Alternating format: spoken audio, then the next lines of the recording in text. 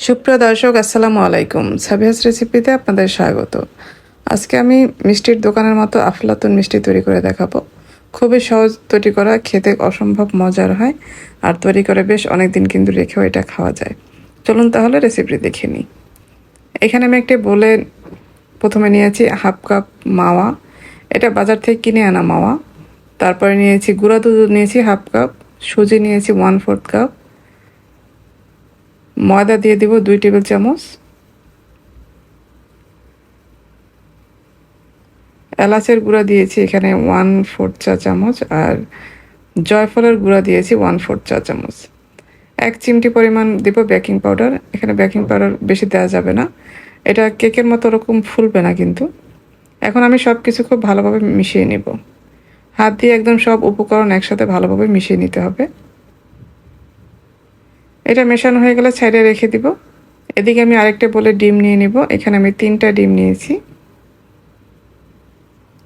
ডিমগুলো অবশ্যই রুম টেম্পারেচারে থাকতে হবে।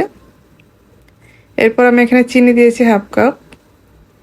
এখন ডিম আর চিনিটা খুব ভালোভাবে ফেটিয়ে নিব।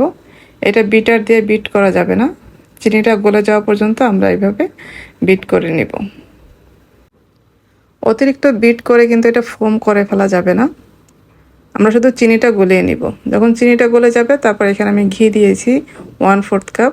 ঘিটা দিয়ে আবার খুব ভালোভাবে মিশিয়ে নিব। মেশানো হয়ে গেলে এর মধ্যে আমি যে শুকনো উপকরণ মিশিয়ে রেখেছিলাম, শুকনো উপকরণটা দিয়ে দিব। দিয়ে আবার খুব ভালোভাবে মিশিয়ে নিব।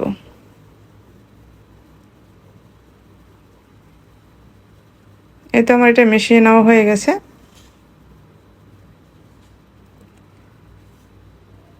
এখন আমি একটা মোল্ড নিয়েছি, 7 ইঞ্চি একটা মোল্ড নিয়েছি। শুধু একটি বেকিং পেপার বিছিয়ে দিয়েছি আমি, আর তেমন কিছুই করিনি এখানে।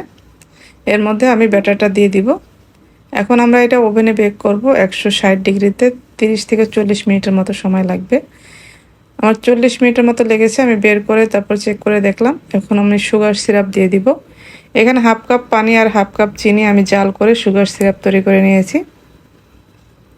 গরম অবস্থায় সুগার সিরাপটা দিয়ে দিতে হবে। এরপরে ঠান্ডা করে আমরা এটা কেটে নিব। ব্যাটারটা মোল্ডে দেওয়ার পরে আমি কিন্তু উপরে কিছুটা বাদামের স্লাইস দিয়েছিলাম, ভিডিওটা আমার স্কিপ হয়ে গেছে। এখন আমি আপনাদের কেটে দেখাচ্ছি। প্রথমে সাইডের অংশটা কেটে নিতে হবে, 4 সাইড থেকে এভাবে কেটে নিব।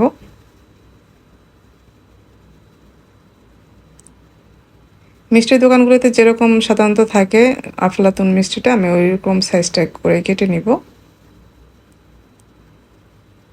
এই তো আমার তৈরি হয়ে গেল খুবই মজার আফলাতুন মিষ্টি। আশা করছি আজকের রেসিপি আপনাদের ভালো লেগেছে। ভালো লাগলে লাইক, কমেন্ট এবং শেয়ার করে দিবেন। যারা আমার রেসিপিগুলি ফেসবুক থেকে দেখেন, পেজটি ফলো করার অনুরোধ রইল। আর যারা ইউটিউব থেকে দেখেন, চ্যানেলটি সাবস্ক্রাইব করার অনুরোধ রইল। সবাই ভালো থাকবেন। পরবর্তী রেসিপি দেখার আমন্ত্রণ রইল। আজকে এ পর্যন্তই। আল্লাহ হাফেজ।